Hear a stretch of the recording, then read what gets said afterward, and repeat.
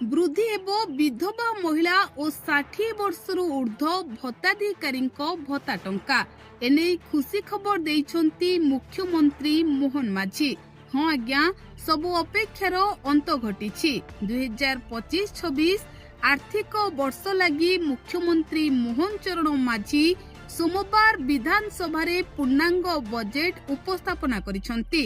मोट 2,90,000 कोटी टंकार बजेट उपस्थापन करिसंती। तेबे दर्शक बंधु एतिकी बेले विधवा महिला एवं 60 वर्षरू ऊर्ध्व भत्ताधिकारी मौली जाइथिबा आशा पूरी थरे उज्जीवित होईची। एथर विधवा महिला एवं 60 वर्षरू ऊर्ध्व व्यक्ति विशेषों भत्ता टंका वृद्धि पाइबा नहीं कुहा जाउछि। तेबे कोन रहिछि संपूर्ण खबर आसंतु नजर पकाइबा।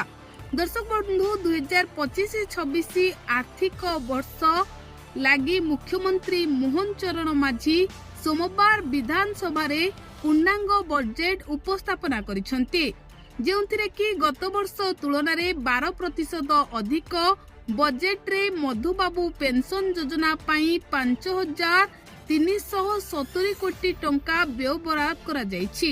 जातीय वयस्क और पीड़ितों पाई 2,181 कोटी, इंदिरा गांधी जातीय पेंशन योजना पाई 1,016 कोटी, वयस्कों पाई गृह योजना रे 51 कोटी व्यय बराद करा जायछि। तेबे एही खबर जेतेबेले सामना को आसीची पुणी थरे भत्ताधिकारी मानक मनरे नुआ आशा सृष्टि होईची कि एथर मोहन माझी विधवा महिला एवं 60 वर्षरू ऊर्ध्व भत्ताधिकारी भत्ता टंका वृद्धि पाइबा नहीं कुहा जाउची। किंतु दर्शक बंधु देखिबाकू गले सेमिति कोनोसी सूचना सरकार तरफरू आसी नहीं। यह केवल लोके आलोचना करुछंती।